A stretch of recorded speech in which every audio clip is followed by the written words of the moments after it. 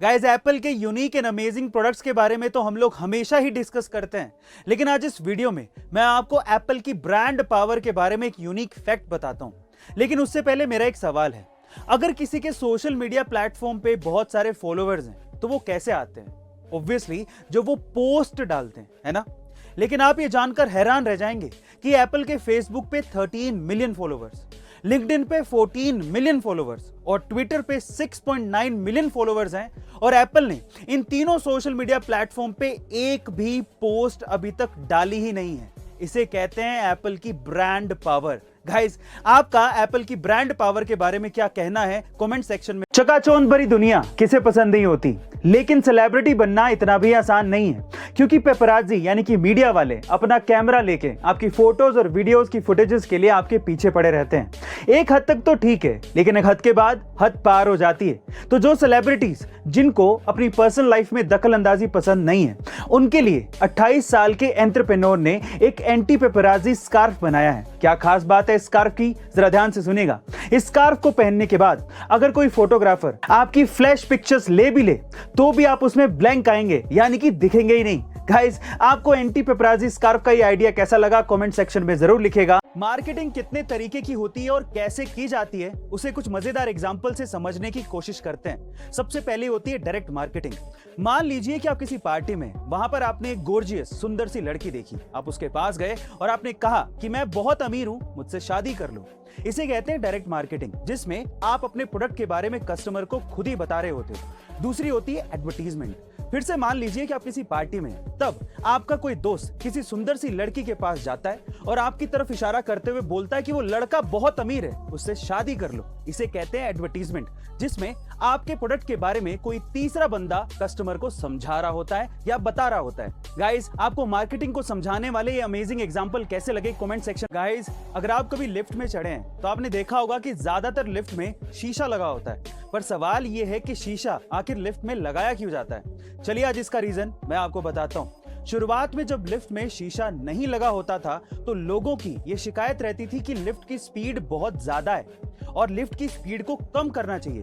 जब ये बात लिफ्ट के मेकर्स तक पहुंची तो उन्होंने ये जाना कि लोगों का दिमाग और ध्यान पूरा का पूरा लिफ्ट की स्पीड पर ही रहता है, जिसकी वजह से वो घबरा जाते हैं। अब उनके ध्यान को हटाना जरूरी था, इस वजह से लिफ्ट में शीशा लगाया गया, ताकि लोग जब लिफ्ट में चढ़ें तो वो सिर्फ अपने आप को देखते रहें और उनका ध्यान कभी लिफ्ट की स्पीड पर जाए ही नहीं। गाइस, यही रीजन है लिफ्ट में शीशा लगाने का। क्या इसके पहले तक ये अमेजिंग फैक्ट आपको पता था? और अगर नहीं पता था तो कमेंट सेक्शन में जरूर लिखेगा। गाइस, हाल ही में डेली लाइफ के कुछ ऐसे इनोवेशंस हुए हैं जिन्हें देखकर आप लोग हैरान रह जाएंगे और अपनी डेली लाइफ में आप उसे यूज करना चाहेंगे। जैसे कि नंबर 1, ऐसे टूथ ब्रश बनाए गए हैं जिसमें ब्रेसल्स टूथ ब्रश के हैंडल से अलग हो जाते हैं, यानी कि नेक्स्ट टाइम अगर आपके टूथ ब्रश के ब्रेसल्स खराब हो जाएं तो आपको हैंडल के लिए अलग से पैसे देने नहीं पड़ेंगे। नंबर 2, ऐसे टीवी रिमोट बनाए गए हैं जिसमें हेडफोन या फिर ईयरफोन को आप रिमोट के अंदर ही प्लग इन कर सकते हो, यानी कि नेक्स्ट टाइम जब आपको टीवी क्वाइटली बड़ी शांति से अकेले देखना हो तो ये इच्छा भी आपकी पूरी हो जाएगी। एंड नंबर 3, ऐसे सूटकेस बनाए गए हैं जो कि अपना वेट खुद ही मेजर कर लेते हैं। गाइस, इन तीनों डेली लाइफ इनोवेशन में से आपको कौन सा पसंद आया और कौन सा आप यूज करना चाहेंगे कमेंट सेक्शन। जापान काफी चीजों में दुनिया से अलग है और इसी तरह से वहां के स्टूडेंट्स का प्यार को इजहार करने का तरीका भी काफी अलग है। कैसे, चलिए जानते हैं। अगर वहां पर कोई मेल स्टूडेंट किसी लड़की को प्यार करता है और वो अगर अपने प्यार का इजहार करना चाहता है तो वो क्या करता है, वो अपने स्कूल के यूनिफॉर्म का ऊपर से सेकंड बटन निकालकर उस लड़की को देता है और इसी तरह से प्यार का इजहार करता है। पर सवाल ये है कि ऊपर से सेकंड बटन ही क्यों? क्योंकि ऊपर से सेकंड बटन हार्ट के करीब होता है। गाइस, कमाल का तरीका है ना ये। प्यार के इजहार के इस तरीके के बारे में आपका क्या ख्याल है कमेंट सेक्शन में जरूर। पाई एक ऐसा रहस्यमय कमाल का नंबर है जिसके डेसिमल के बाद अनंत नंबर आते हैं और जिसे आज तक पूरी तरह से कोई भी कैलकुलेट नहीं कर पाया है। लेकिन स्विट्जरलैंड के साइंटिस्ट और रिसर्चर्स का यह कहना है कि उन्होंने पाई के नंबर को डेसिमल के बाद 62.8 ट्रिलियन नंबर तक कैलकुलेट कर लिया है, और वो भी पूरे 108 दिन की कड़ी मेहनत के बाद। उनका यह भी कहना है कि उनका यह एक्सपीरियंस साइंस में रिसर्च और डेवलपमेंट में काम आएगा। बाय द वे, मेरा आपसे यह सवाल है कि पाई की वैल्यू को आप डेसिमल के बाद कितने नंबर तक याद कर पाए हैं कमेंट सेक्शन में जरूर लिखेगा। और ऐसे में एक लड़का जो कि अपने स्कूल में 9वीं क्लास में 3 बार फेल हो गया हो, छोटी सी उम्र में ड्रग जैसी बुरी लत का आदी बन गया हो और अपनी आदतों की वजह से स्कूल से निकाला गया हो, 22 साल की उम्र तक आते आते जिसकी जिंदगी में सिर्फ अंधेरा बचा हो और जेबें खाली हो, ऐसे बंदे की जिंदगी से आप क्या ही एक्सपेक्ट करोगे। लेकिन जिस बंदे की मैं बात कर रहा हूं ना, आज वो बंदा अपनी मेहनत के दम पे वर्ल्ड का ऑल टाइम टॉप रैपर है, जिसका नाम है एमिनेम, जिसने अपने दम पर 233 मिलियन की वर्थ कमाई है।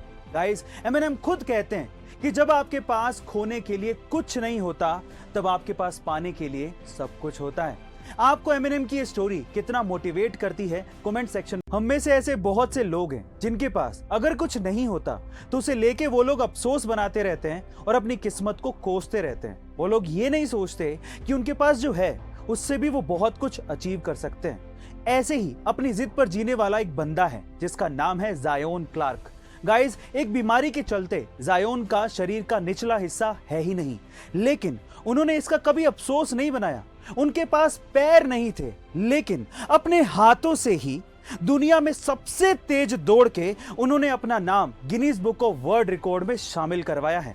वो बहुत ही अच्छे मोटिवेशनल स्पीकर हैं, बहुत अच्छे एथलीट हैं और उनकी बॉडी कमाल की है। अगली बार जब आप अपनी किस्मत का रोना रो रहे हो तो ज़ायोन क्लार्क को जरूर देख लेना।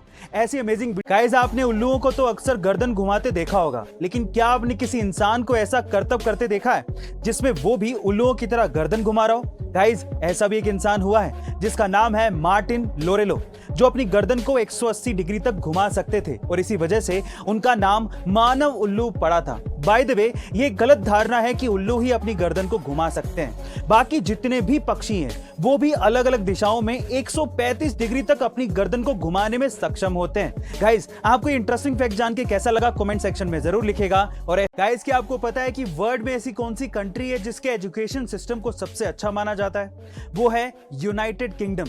इसी तरह से वर्ल्ड में ऐसी कौन सी कंट्री है जिसके हेल्थ केयर सिस्टम को सबसे अच्छा माना जाता है? वो है नीदरलैंड। और इसी तरह से ऐसी कौन सी कंट्री है जहां पर एजुकेशन फ्री है? वो है डेनमार्क। और जहां पर ट्रांसपोर्टेशन फ्री है वो है लग्जमबर्ग। और इसी तरह से ऐसी कौन सी कंट्री है वर्ल्ड में जिसे सबसे रिचेस्ट कंट्री माना जाता है? वो भी है लग्जमबर्ग। फाइनली, ऐसी कौन सी कंट्री है जिसे 2021 में सबसे बेस्ट कंट्री माना गया है? वो है फिनलैंड। गाइस, ऐसे अमेजिंग फैक्ट वीडियोस के लिए शेयर, सब्सक्राइब एंड लाइक। मिलता है अगली वीडियो में।